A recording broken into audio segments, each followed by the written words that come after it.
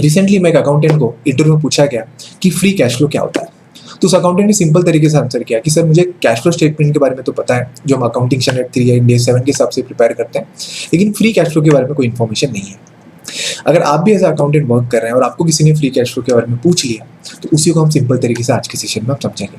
क्या सर हम यहाँ पे फ्री कैश फ्लो यहाँ पे प्रिपेयर करेंगे? बिल्कुल नहीं, ये हम हमारे कोर्स में सेपरेटली प्रिपेयर करते हैं। प्रैक्टिकली हमारा एक कोर्स है फाइनेंशियल मॉडलिंग, बट यहाँ पे हम एक सिंपल तरीके से समझेंगे कि फ्री कैश फ्लो होता क्या है। अब यहाँ पे फ्री कैश फ्लो एक्सप्लेन करने के पहले हम सबसे पहले समझ लेंगे कि कैश फ्लो स्टेटमेंट क्यों बनाते हैं, क्योंकि कुछ लोगों को शायद डाउट हो सकता है कि सर ऑलरेडी हम प्रॉफिट एंड लॉस स्टेटमेंट तो बनाते ही हैं, तो कैश फ्लो स्टेटमेंट बनाने की जरूरत क्यों आ सकती है। अब आपको सिंपल तरीके से समझना है कि हम अकाउंटिंग कौन से मेथड से कंपनी में मोस्टली जो यूज़ किया जाता है, कौन सा मेथड यूज़ किया जाता है? Accrual accounting. अब अक्रूवल अकाउंटिंग में होता क्या है कि मान लेते आपने किसी को सेल किया या फिर आपने किसी से परचेस किया, तो क्या हम इमीडिएटली पे कर देते हैं? नहीं, लेकिन हम उसका अकाउंटिंग एंट्री तो रिकॉर्ड कर लेते हैं हमारे बुक्स ऑफ अकाउंट्स में। तो जो प्रॉफिट हमें, जो नेट इनकम हमें जो रिफ्लेक्ट होता है हमारे प्रॉफिट एंड लॉस में, वो बेसिकली हमारा एक्चुअल वो प्रॉफिट नहीं होता है जो हमें एक्चुअली रिसीव हुआ है, वो हमारा अक्रूवल अकाउंटिंग हिसाब से प्रॉफिट होता है। तो एक्चुअली हमारे पास कितना कैश है, ये कौन से सोर्स से हमारे कितना कैश आया, या कितना कैश हमने पे किया, कितना रिसीव हुआ, ये जानने के लिए हम कैश फ्लो स्टेटमेंट बनाते हैं। ठीक है, तो कैश फ्लो स्टेटमेंट जो है बेसिकली ये इंपॉर्टेंट इसलिए भी हो जाता है क्योंकि कोई भी जो कंपनी है उसके पास कितना कैश है, कौन से सोर्स से उसको कैश आ रहा है, कौन से सोर्स से वो कैश जनरेट कर रहा है, ये जानने के लिए कैश फ्लो स्टेटमेंट बहुत इंपॉर्टेंट होता है। ठीक है, तो कैश फ्लो स्टेटमेंट जो है वो हम 3 कैटेगरी में बनाते हैं सर। एक आपका ऑपरेटिंग एक्टिविटी हो जाता है, उसके बाद एक फिर इन्वेस्टिंग एक्टिविटी होता है और एक फाइनेंशियल एक्टिविटी होता है। अब अभी मुद्दे की बात आती है सर कि ऑपरेशन में क्या कंसिडर करते हैं, इन्वेस्टिंग में क्या करते हैं और फाइनेंशियल में क्या करते हैं। तो ऑपरेशन में जो आपके डे टू डे के जो एक्टिविटीज़ होती हैं, जो आपका सेल, परचेज, डेटा, क्रेडिट, वो सब चीज़ें आपके ऑपरेशंस में आ गई। जो आपकी इन्वेस्टिंग एक्टिविटी होती है, जैसे आपने कोई फिक्स एसेट में इन्वेस्टमेंट कर दिया, कहीं शेयर्स में इन्वेस्टमेंट कर दिया, किसी दूसरे सिक्योरिटी में इन्वेस्टमेंट कर दिया, वो इन्वेस्टिंग एक्टिविटी में आ गई। अगर आप फंड जनरेट करो थ्रू बोरोइंग या थ्रू इक्विटी, ठीक है, तो वो आपका फाइनेंशियल एक्टिविटी में आ गया। तो सबसे अच्छी कंपनी वो मानी जाती है जो ज़्यादा से ज़्यादा जो फंड है वो बेसिकली ऑपरेटिंग से जनरेट करे। ऐसा नहीं है कि इन्वेस्टिंग और फाइनेंस से बुरा होता है जनरेट करना, लेकिन अगर आप ऑपरेशन से ज़्यादा कैश जनरेट करो, मतलब आपकी जो कंपनी उसका बिजनेस है बहुत अच्छा है, ठीक है, उसका बिजनेस मॉडल बहुत अच्छा है।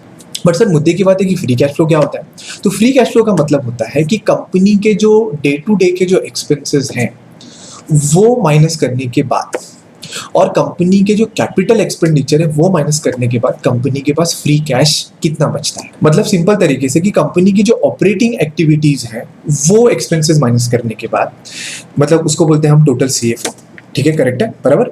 उसमें से जो आपकी कंपनी के कैपिटल एक्सपेंडिचर होते हैं वो माइनस करने के बाद जो फंड बचता है उसी को हम फ्री कैश फ्लो बोलते हैं। सर ये क्यों कैलकुलेट किया जाता है? सिंपल तरीके से जब कैश फ्लो बना ही रहे तो हम फ्री कैश फ्लो क्यों बना रहे हैं? अब समझिए कि फ्री कैश फ्लो हम इसके लिए प्रिपेयर करते हैं जिससे हमें पता चल पाएगा कि कंपनी का सरप्लस पैसा कितना है।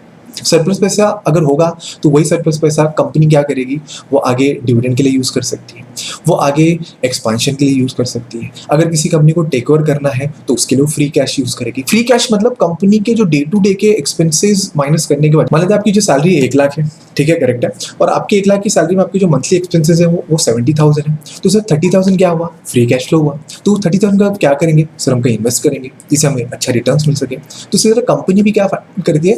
Free cash flow find out करती है। क्यों करती है? क्योंकि उससे पता चल पाता है कि कंपनी जो है वो बेसिकली अपने ऑपरेशंस का माइनस करके कितना एक्स्ट्रा कैश जनरेट कर पा रही है, जिससे इससे ये पता चल पाए कि कंपनी कितना एक्सपांशन कर पाएगी। टेक्निकली देखने गए तो ये क्वेश्चन जो बेसिकली उन्हें अकाउंट्स इंटरव्यू में नहीं फाइनेंस इंटरव्यू में पूछना चाहिए था, क्योंकि ये थोड़ा फाइनेंस रिलेटेड हो जाता है, लेकिन उनको अकाउंट्स में पूछा गया, तो हो सकता है कि आपको भी पूछा जा सके।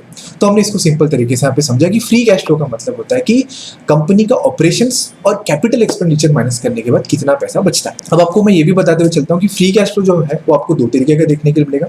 एक मिलता है free cash flow to firm, मतलब फर्म के पास ओवरऑल फ्री कैश फ्लो कितना है, अब जिसमें आपके इक्विटी एंड जो बोरोइंग्स वाले जो डेट वाले हैं दोनों लोगों के लिए फ्री कैश फ्लो कितना है। और एक होता है free cash flow to equity, जिसमें ओनली जो इक्विटी शेयर होल्डर होते हैं उनके लिए क्या फ्री कैश फ्लो होता है वो बेसिकली हम फाइंड आउट करते हैं। मतलब 2 तरीके का फ्री कैश फ्लो हम यहाँ पे कैलकुलेट करते हैं। जहाँ पे हमने सिंपल तरीके से थ्योरेटिकल समझा कि फ्री कैश फ्लो क्या होता है, बट स्टिल आपको कोई डाउट, क्वेरी, क्वेश्चन है तो मेरा रिक्वेस्ट है कि आप कमेंट सेक्शन में पूछ सकते हैं। Thank you so much.